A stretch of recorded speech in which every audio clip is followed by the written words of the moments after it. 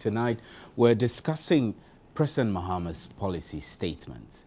Reactions have poured in thick and fast following the president's 23 pages long policy statement today. The PPP has described it as a diversionary and disappointing address, while the MPP says, despite the president conceding that things are not exactly rosy in the country, he failed to give concrete solutions to redirect the economy. They have, therefore, described the policy statement as too little, too late. Well, the president touched on a number of things today, from inflation to job creation to corruption, making a solemn promise to ensure peaceful elections this year. Tonight, we have the men to take this policy statement apart and do justice to identified loopholes. You can join us with your comments via text 1760, or you can post them on our Facebook. Well, welcome to PM Express. And tonight I have with me in the studio Enes Yaboa, who is Deputy Communications Director of the Convention People's Party, CPP. Later on in the show, we'll be joined by Dr. Sule Garba to do justice to Dr. Sule Garba is a policy analyst, and we'll together be doing justice to President Mahama's policy statement. Good evening, sir, and thanks for joining us on PM Express. Good evening, Steve. And I need to know your party's position on the president's delivery today. Anything you can say, from content to style of presentation, etc. Well, our party's position is not particularly different from what the ordinary Ghanaian really thinks. And it is to make the point that President Mahama's time with the people of Ghana at the International Conference Center was a big waste of time. It was a big waste of time of everybody. Because if you would consider the fact that the conference was held at a time when most Ghanaians were engaged in work, and they had to stop just so that they could make time to listen to the president, only for him to come out with all the kind of things that he said, which in actual fact was nothing new. It's for me the biggest waste of time in this year. I find it a bit strange that you would use such expressions as waste of time. The president announced policy statements. He talked about job creation. He talked about security and peaceful elections. He raised several issues, and all of that lumped together you see as waste. That's not fair. Well, you may say it is not fair, but for all of us who indeed listened to the president speak, you'd realize that he basically had nothing new to offer. And he made a mockery of the promises that brought them to power, I mean, from 2008. If you take the health, especially the health aspect of his statement, he makes the point that he set up a team to discuss the one-time premium. I mean, consider the time the NDC was voted into office, only for a discussion to be initiated on the matter at this material time.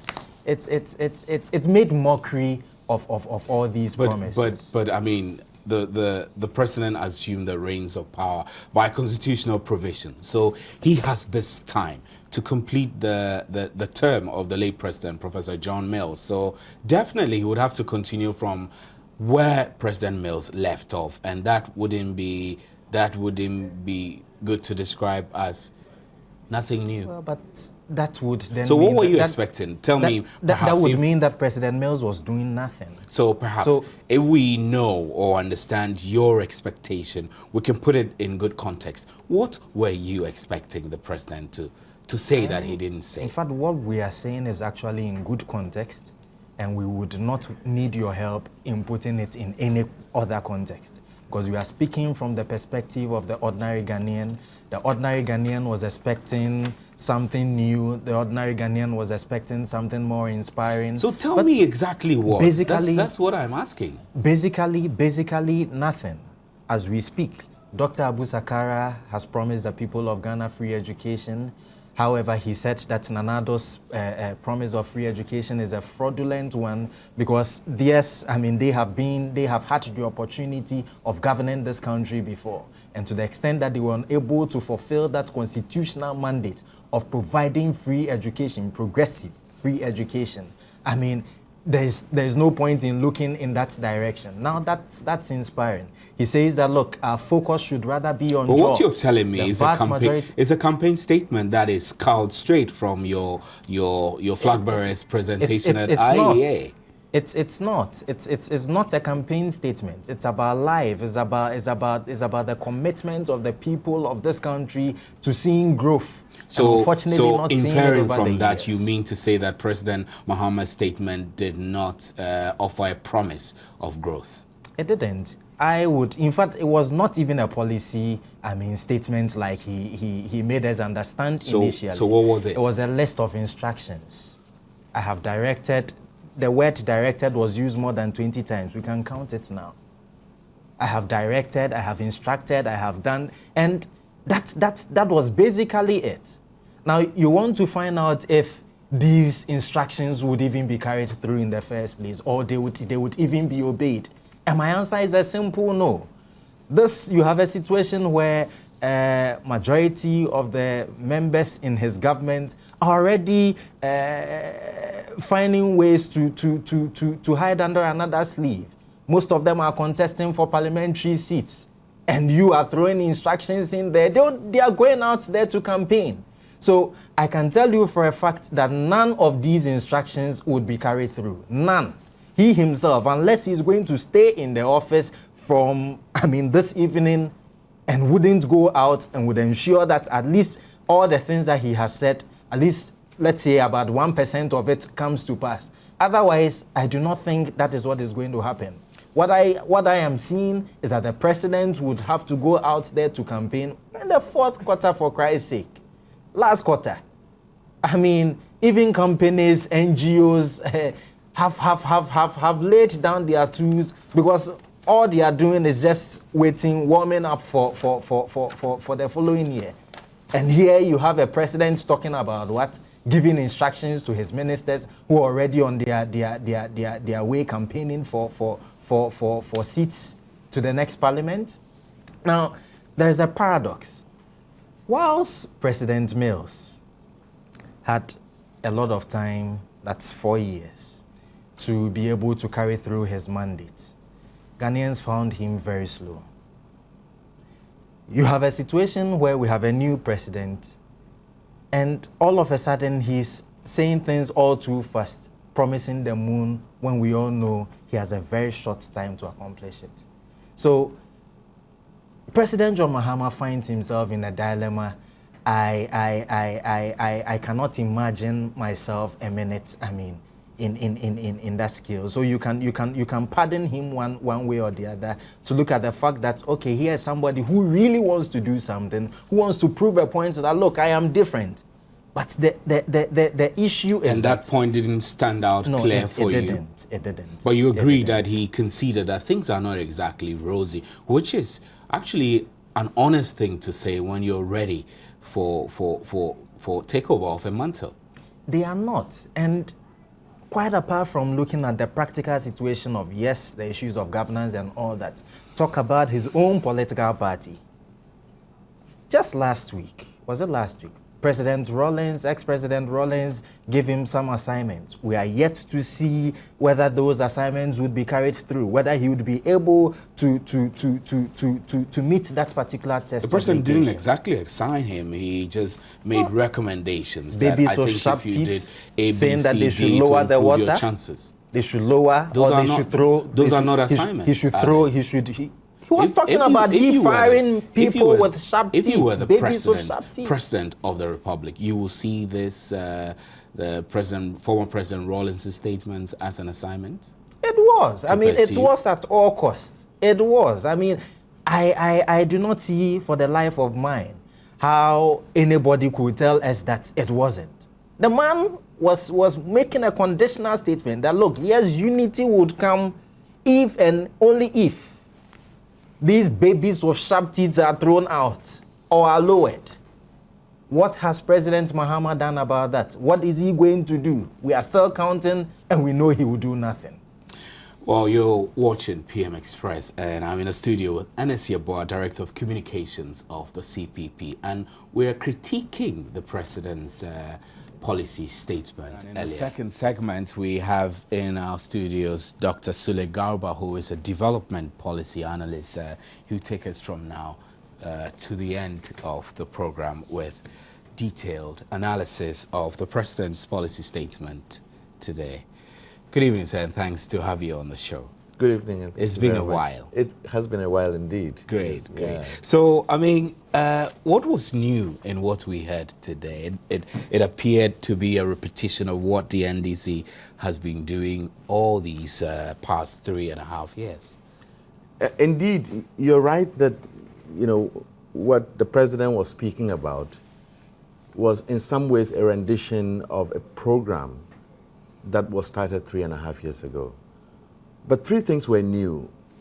The first really is that is the very first time that the Ghanaian public is seeing and hearing President Mahama from the transition from vice president now to president. And as is customarily the case, every president in his outdooring, even if it's for a day to the end of the term, has to produce a footprint re-emphasizing who he is, what his emphasis is going to be, and in particular what his style and temperament is. So that's new. The second thing that's new is that he was within 4 weeks or so of being sworn in, has been able to quickly galvanize his team, refocus on key priorities, and in fact line his team up for what he called the time for delivery. And in that sense, it produced a unique opportunity of the entire government machinery to review where we're coming from, what to focus on, and a set of deliverables to the finish line. The third one, which I think is very new and refreshing, it was his very explicit distinction between John Dramani Mahama as head of government and leader of the entire government delivery system, and John Dramani Mahama as president and head of state. That distinction has become necessary in his own words because of the realization that after all, this country, which appeared at the brink of, chaos and acrimony just before the sad event of the passing of the former president. Did it? I mean, did it appear to be on the brink of chaos? I mean, chaos? You know that every day there were acrimonious comments. Really, every time there were admonitions, let's stop insults, politics of insult, let's stop the infighting. There were, as you can well attest, especially because in the media, that the airways were polluted, and that was gradually translating into more or less hardened positions about people's level of tolerance, the temperature of citizenry, as viewed from the point of view of the debates and the imminent campaign, was quite high. But then all of a sudden, this event happened, and he himself went through a very personal, reawakening of the incredible capacity of this country to unite. Sad due to the situation all the same, but we saw statesmen and women in this country registering what was clearly incredible for the entire world. People were united, political differences were set aside, and that temperature cooled. And so he used this opportunity to wear his hat as head of state and say, apart from the general thank you that he's been doing, that this kind of capacity in a country such as ours needs to be developed further, consolidated, and the one to do that further consolidation is the president in his capacity as head of state. But there were many who were not impressed. The MPP has titled the president's program as too little, too late, and the PPP has also criticized it. You heard a CPP representative in a studio a while ago saying it was absolutely empty. Well, of course, people are entitled to their opinion. What you saw here was not making new promises. It is a president who says... But could he afford to make new promises? Obviously not. But what he could afford to do is what he has done, is to say that in this program that we've been prosecuting, the foundation for accelerated development has clearly been laid. And he enumerated a number of the characteristics of those. But then he said there are bottlenecks and challenges that we all know about. What he sought to do in this is to galvanize the government machinery, zero in on those bottlenecks, and tackle them headlong, and marshal his team to commit to targeted delivery. But there were no indications of which team he will be working with from this statement. So, marshal, which team in What particular? do you mean there were no indications? Government has a machinery. Ministers are in place. Departments and agencies are poised. They're there. So this is not a new government, of course. You cannot form a new government 4 months to the end of the year and to the end of the current term. So I'm surprised that you're asking about which team. You do know which team. Of course, I expected to hear that he was going to work with a new team. When I say new team, he took over from late President Mills, and he's working with the same government appointees, really. He hasn't exactly changed anything. So why would he work with a new team? It does appear to those who are critical of him to say that he hasn't yet asserted his authority on the administration of the governance yet. What are the indications of that? What are the indications? A president takes over after a sudden demise of his boss and mentor. And then the week later, he dismantles the team and changes everybody. First of all, you need to stabilize. You need to figure out, this is a former vice president. He was part of the team anyway, but he was not at the absolute helm. In being at the absolute helm, he is using this opportunity to re-emphasize what the targets have been, enumerate what the achievements have been, and then zero in on the bottlenecks. Every governmental system the world over, in its performance of its duty, runs into certain bottlenecks. This is not strange. This is not a brand new mandate, fresh coming from an election. So there is no presupposition that all of a sudden the entire team that existed, which included himself, is going to be dissolved. Okay, but if you now come to the helm and you enumerate the sense of urgency and purpose of duty that you want to bring to bear, it is already an indication of the stamping of your authority. In particular, if after consultation with the helm of that, with that team, you then zero in on what you are challenging them to deliver, and that you will closely monitor that delivery. And not only that you could closely monitor that delivery, that you're bringing additional freshness and saying that, after all, the citizens of this country are the custodians of the monitoring of the delivery that government must have. He talked eloquently about the quality and timeliness of services. The ones who produce the services are not politicians.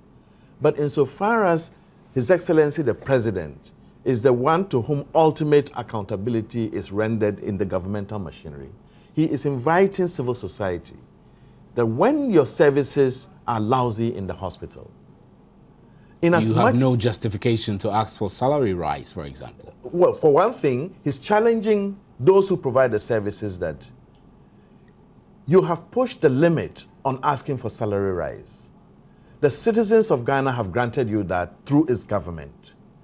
But government is now calling on you to reciprocate in upping the scale on the quality of your services.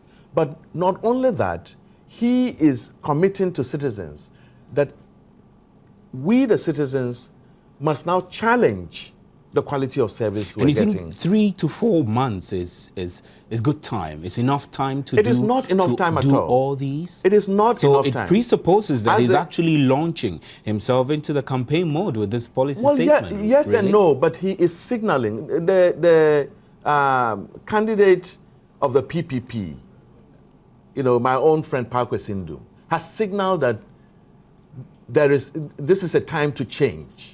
When he says this is a time to change, he's not only talking about changing government, he's also talking about changing attitude. That government must make itself responsible for the custodianship of the electorate's mandate, and at the same time, citizens must change their attitude. You and I, when things are not happening, we come back and say, as for the hospitals, they are like that. I can sit and wait for 3 hours. The president is now challenging citizens to get better organized and in a very, very systematic way, engage service providers and hold them responsible and accountable for services that are not satisfactory. But at the same time, government is prepared to support them. He's challenged the Public Utilities Regulatory Commission and say, don't just keep the complaints on paper. Make sure that when you bill them, and in a month, those complaints must be published, and the perpetrators of lousy service must be held to account. Now, let's talk about the considerations that went into this whole statement which he presented. What kinds of considerations or types went into this? There were three fundamental considerations. One consideration was that there are no policy changes midstream. Which you think is expected? It's expected and it's necessary. That's why he called it critical policy actions.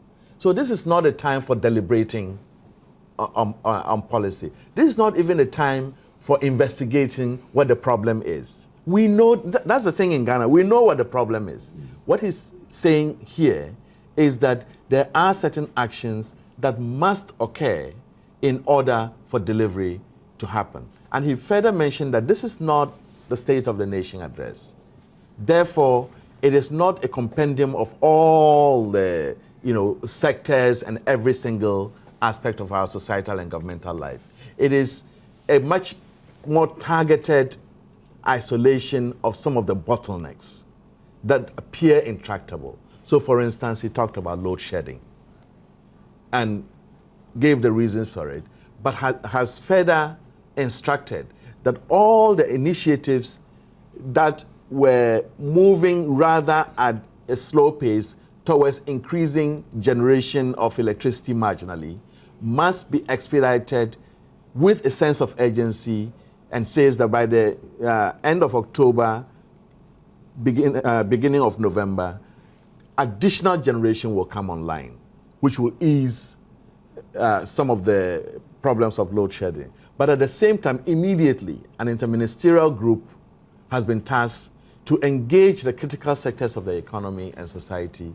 health, water supply, and in particular industries, to work out modalities that will cushion the effect and most likely reorient the manner of load shedding to ensure that undue damage is not done to the critical sector. So there is, if you want, there are people who cast it in the context of electioneering.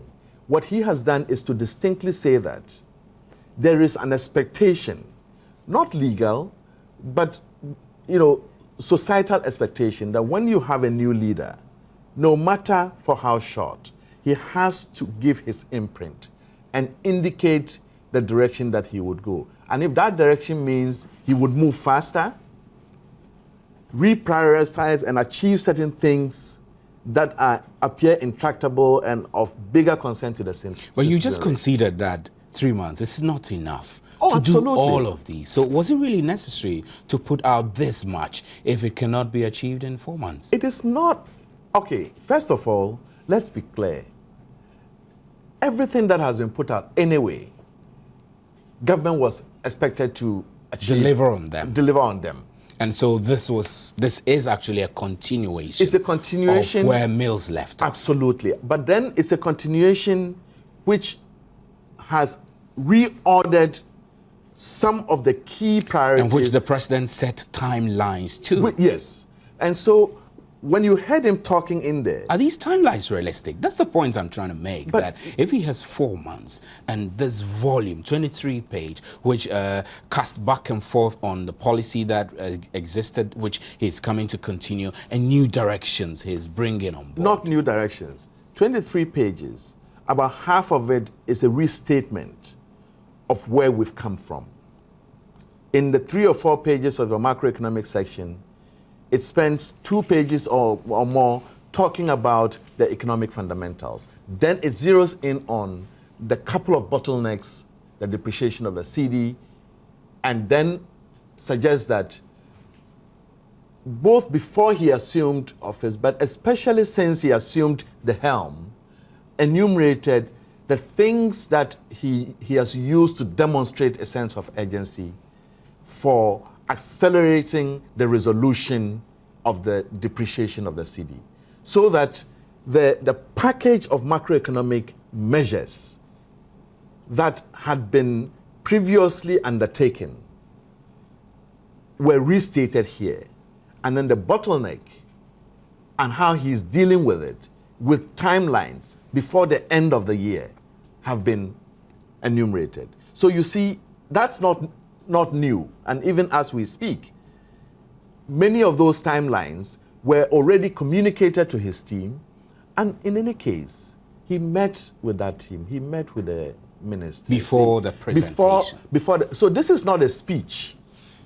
This is a set of commitments. And when he talks about, I have directed.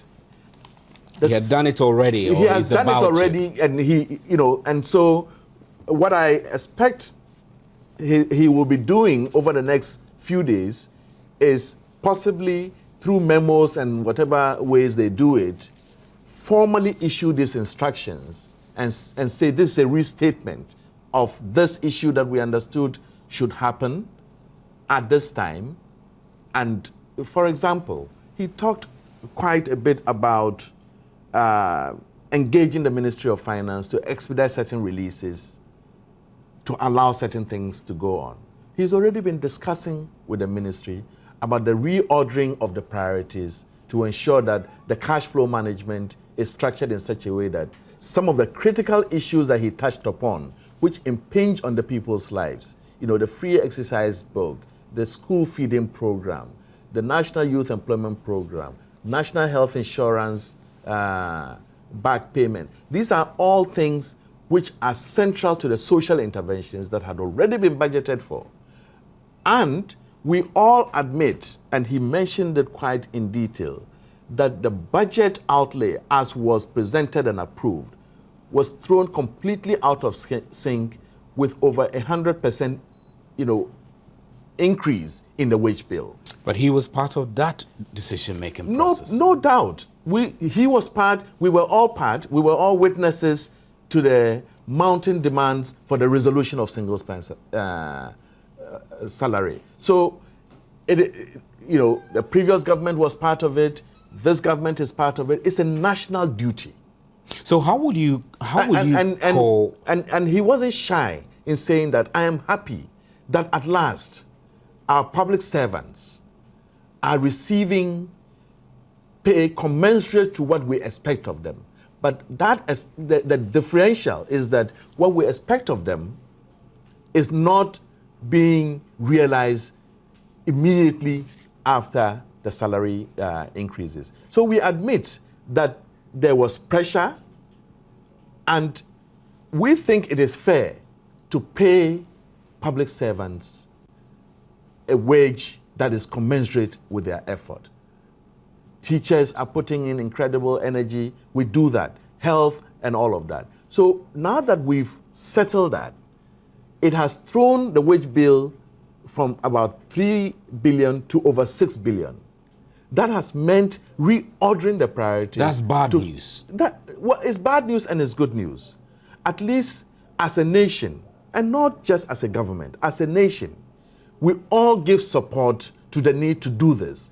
Time passed when people will say, look how much people are paid, and that's why they are idling, and that's why productivity is not happening. So the boldness of taking that headlong and doing it is commendable. It has thrown us out of sync, but we need to catch up now that we hopefully have a motivated public service, that government workers are now receiving commensurate pay. We hope the pressures for more and more will reduce. But, you know, when negotiations are going on now, citizens must now demand that, for heaven's sake, don't withdraw health services to poor ordinary citizens who have no other choice. Let's shift our focus a Okay. bit and look at the format of the address. Yes. The NDC government has consistently said, the party actually, has consistently said that it will not present, the late president and now the current president for the IEA evening encounters. But it did appear that the format of presenting an address and then calling for questions and answers were very typically IEA evening encounter formats. Would you call this address the morning encounter? I wouldn't call it. First of all, I have been clear in saying that since being sworn in on the 24th of July, your president has not until today indicated how he is going to exercise the mandate that he's been given. But he had all the time to do that. When? As vice president? No, as president since 24th July. Precisely. So it has taken him 4 weeks. Of those 4 weeks, literally 3 were spent in a funeral mode. We finished that commendably. He thanked the nation through a nationwide broadcast. He's gone for Congress. He's gone for Congress. You know, he's done his thank you to us regionally. And he is able now, and while he was doing all of that, the team was pulling these things together. So he's coming out for the first time ever since he was sworn in, substantively articulating the roadmap for the balance of his term. So that is what this is. But you know him. John Mahama is a communicator. He's not one for for speaking and walking away. So he created the opportunity for people, especially because this entire presentation was literally split in 3 ways. What government will do, okay? What civil society already does, but he's now, endorsing it and saying it is good. It is good to challenge government. It is good to demand accountability for services. I invite you to do that. And thirdly, challenging the private sector and saying, I hear you about, local content. I hear you about foreign competition. I'm providing you a mechanism. Now, having said all of that, it was only fair for him to say, this is a new dimension of government doing business. This is what I want to imprint, at least for the next 4 months. Do you have an opinion on this? Ordinarily, he would have gone and consulted with everybody, but that's going to take time. So he says, look, here's who I am. Here's how I want to do it. It is the same set of priorities, yes. I'm now reordering the sense of urgency to it, but I'm inviting you to participate in it. So the freshness of it was important. Back to your question, I don't know if he will or will not join the debate. As development policy advisor, would you advise him to? Well, I have my opinions on that. I don't make decisions. And Would so, you advise him to? Yes or no? I would advise him to. And, he's not shy of debate. I would advise him to. I would advise him to, but of course, he has his opinion. The party had made a decision, the previous government. So there's all of those issues to consider. What I do know is that this is a person who is open, who is very participatory in nature, even though some of it sounded like, instructions. A lot of it had been consummated through dialogue, consultation among colleagues in government. Now, Dr. Garba, I would want us to focus on health and education, which he spoke about. But some believe that his presentation is a shadow of what will be contained in the NDC's 2012 manifesto. I know the committee will be meeting to conclude the manifesto this weekend. Your reaction? It is and it's not. It is to the extent that the philosophy of his party was clearly enshrined in the previous manifesto that created some of these programs. But to the extent that these programs have been encapsulated in the National Development Plan, the Ghana Shared Growth and Development Agenda, and the targets published in that agenda. In fact, what His Excellency did was to commission, through the National Development Planning Commission, a quick review of the annual progress report for 2011, so that he will have an evidence base for proceeding with whatever bottlenecks have been identified. And his team took the annual progress report, and once they enumerated it and saw which areas targets have been met, in some cases areas where targets have been exceeded, and areas where targets appear to be lagging behind. So there was a scientific basis for reordering some of these priorities. So to the extent that these are part of the National Development Agenda, it is not necessarily a shadow of his manifesto. So you would disagree with the PPP and the MPP who describe the statement as diversionary and a disappointing attempt to throw dust into the eyes of They may Ghanaians? interpret it as such if they look at the discreteness with which this was done, the specificity. Some are saying that, is this all your money? Is this what your vision is? He's saying, no. This is not the campaign posturing. This is housekeeping. I've taken over this stewardship. The authoritative planning commission of our land, having done its review, annual progress review, using scientific evaluation methodologies, has identified some of the bottlenecks. We're reordering towards the end of the year to ensure that that which was not achieved effectively must be achieved to the finish line. But when, hopefully, in the next couple of weeks, they would come up with the party's manifesto and then the platform for election, those will be far more visionary, and the possible deliverables are going to have a much more medium-term approach. So, And a proper depth and more, scope? More depth and scope, because that's the agenda that will be presented for choices to be made by the electorate. Almost nothing here relates to, so vote for me, because I'm going to... But that's the problem they have. It's nicely couched that way. Precisely. You wouldn't say so. And it is meant to be that way. It is meant precisely to be that way. To say that, if we're dealing with a load shedding issue, that is not yet campaign material. This is commonsensical, everyday challenges that you and I are facing. Okay, so I think that in the next couple of weeks, I'm not the authority to pronounce on the timing and what is contained in that. Those are party matters, and he's got a campaign team. My duty, which I've been charged with as a development policy advisor, is to help the presidency to liaise between the Office of the President, the National Development Planning Commission, and the sources of evidence that point in the direction of refocusing policy action. So you coordinated the putting together of this statement? No, I was part of advising on it. The President put together the statement. And I mean, it is amazing that... But you advised?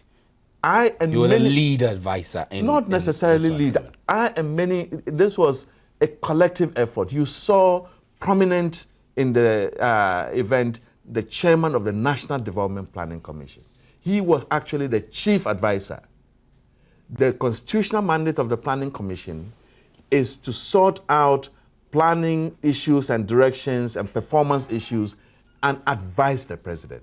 So the formal channel of advising the president was conveyed through the leadership of the chairman of the National Development Planning Commission. Let's talk about health, Dr. Garba. Yes. There are lots of things that were said in there, and let me read some of them before we go. It says that under health, the key concerns are access to health service to the poorest and enhancing health quality. That's the first sentence. Now, when we look at item 5, where he said that I've instructed the Minister for Health to coordinate with the various departments and agencies in the health sector to ensure the following. F, hasting preparations towards the nationwide rollout of the capitation program of NHIS. The capitation pilot has faced stiff resistance in Ashanti region with concerns that it is not exactly reflecting the situation on the ground when it comes to cost of healthcare. And government still wants to go ahead to roll it out nationwide. Are we okay? Facing stiff opposition does not mean that it's a bad policy. It's a bad policy. You think it's a good one? There are... The capitation? I think it's a good one. And they who have been implementing it have engaged the opposition, heard them out, looked at the legitimate concerns, and apparently have begun to rework it. And the intent all along of that pilot was precisely what happened in Ashanti region. That and the opposition that emerged to it was not quiet or benign.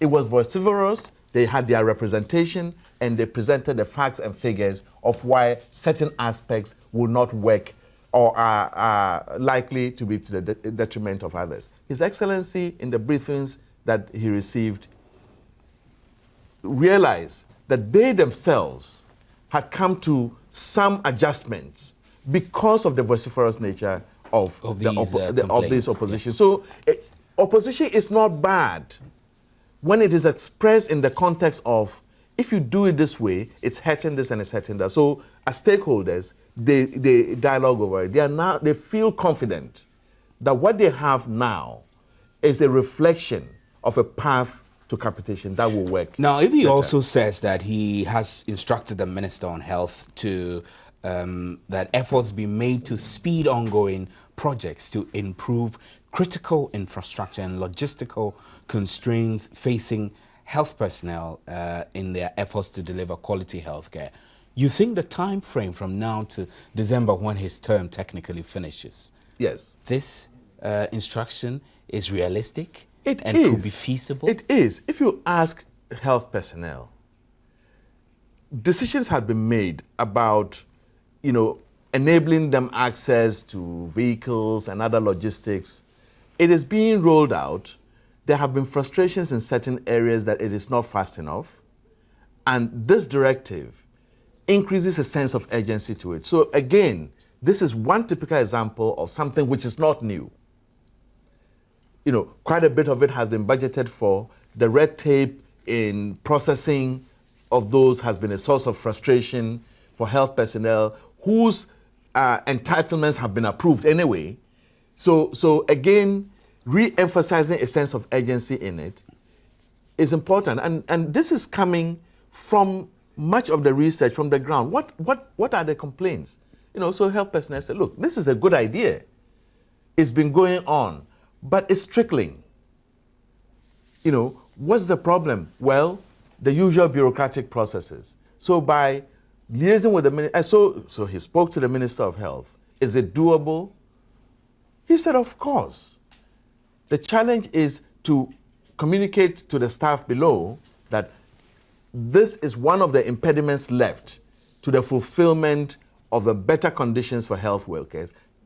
Happily, the salary thing is hopefully behind us. Those kinds of facilities are the compendium that goes on for improving. Now, So- on education, Yes. sorry, on education, his references to free basic education and the government improving education and making reference to the constitutional provisions that education must be free, and then, you know, governments must take steps to make it progressively affordable or free. Yes. I don't remember exactly what he said, but this is direct reaction to the MPP's promises of free senior high school education. You wouldn't say that?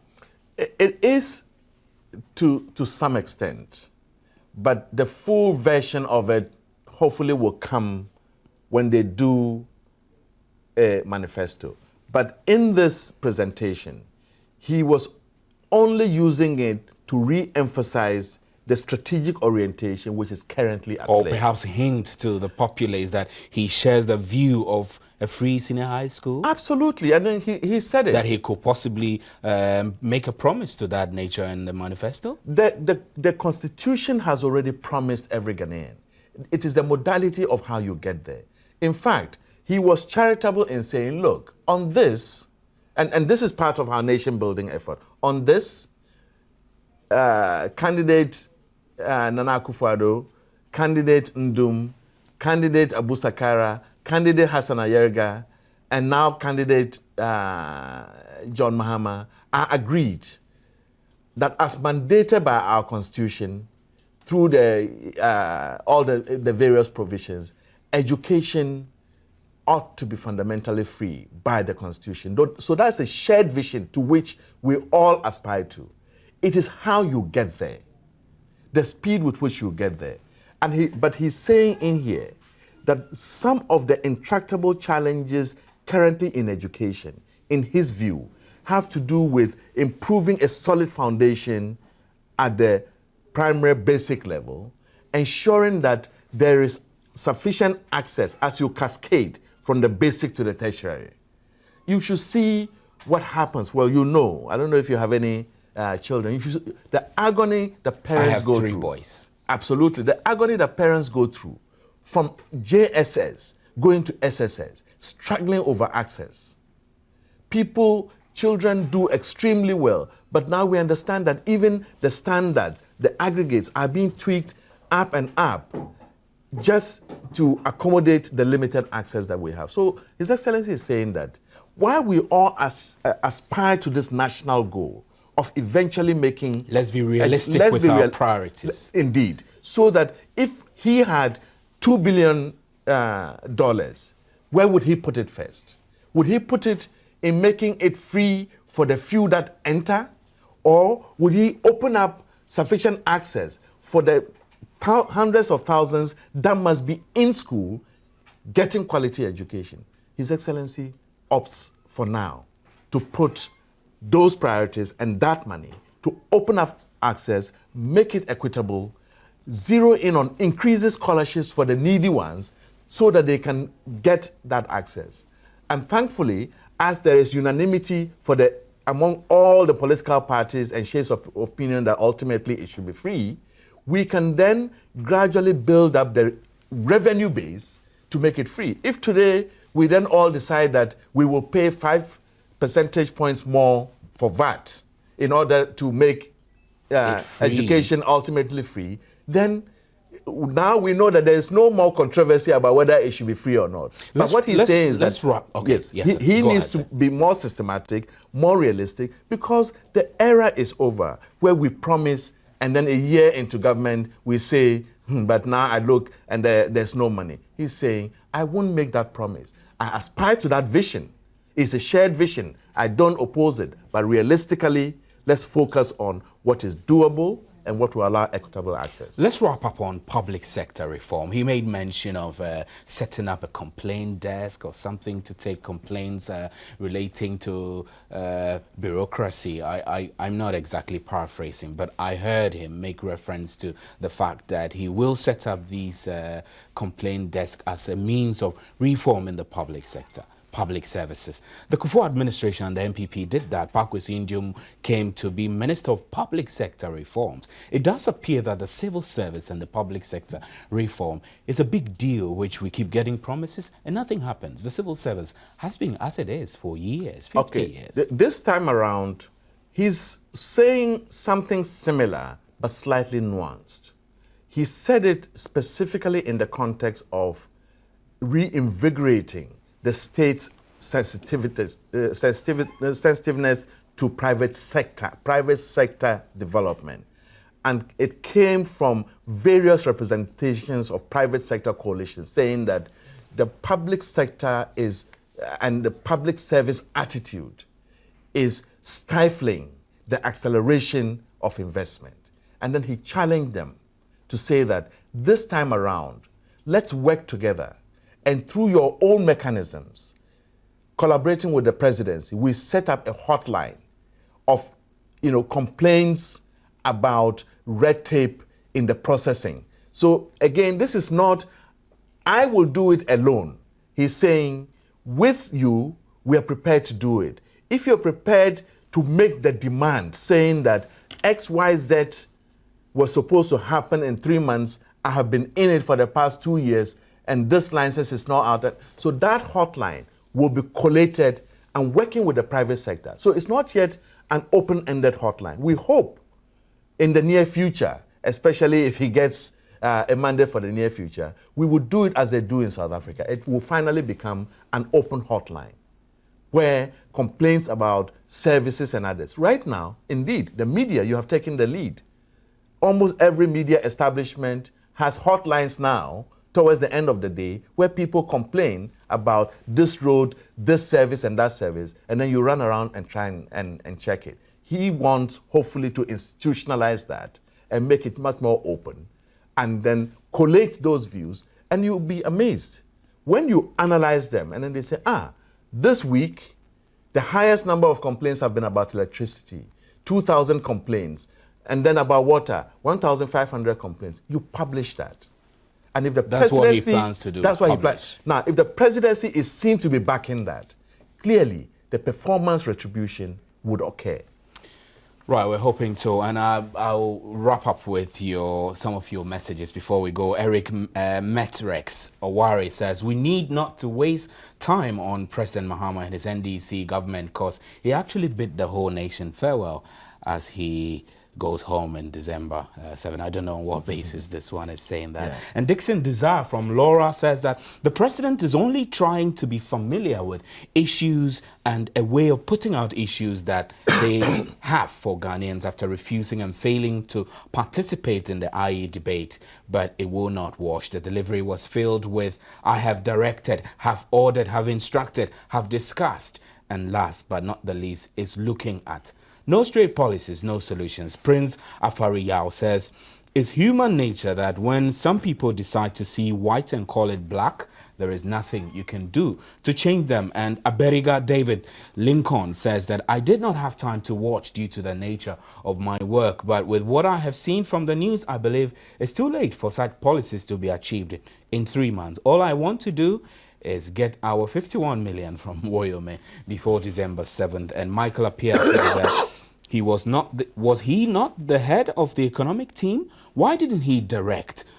Then they should give us a break. Junior Ganaba says, JDM said nothing new to Ghanaians. It was just another wasted man hour. He, as head of economic management team, supervised payment judgment debts to party convoys. I'll cut all of that. Ajua Adoma says the president did very well in his statement. He's trying to reconcile the nation. And Arimeyao Ediza says the president's address was in the right direction. PPP and MPP, give us a break. Frederick Amwakoneza says, well, it's rather obvious that Mahama has nothing to offer Ghanaians.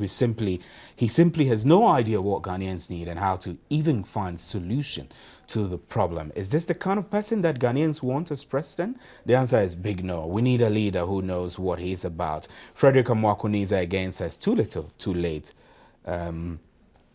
And then Mutu C. Kwabena Bright said, vote NDC government out in December. Dr. Garba, I will not bore you with more of these things. Your final words before we go. Well, my final words are that, you know, the president said a lot. Some of it pertained to government.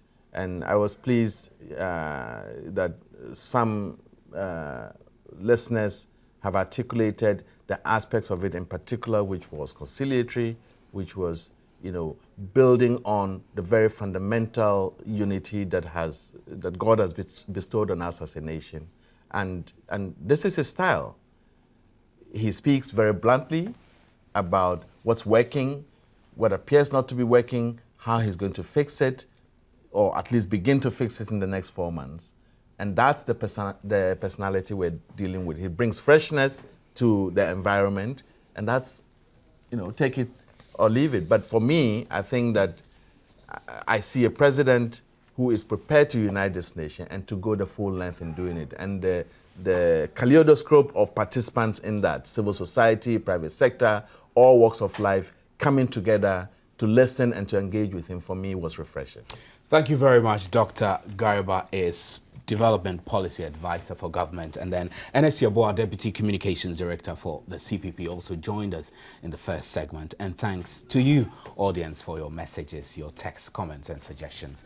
Thanks for staying with us, and join us again tomorrow for another interesting edition of PM Express. Good.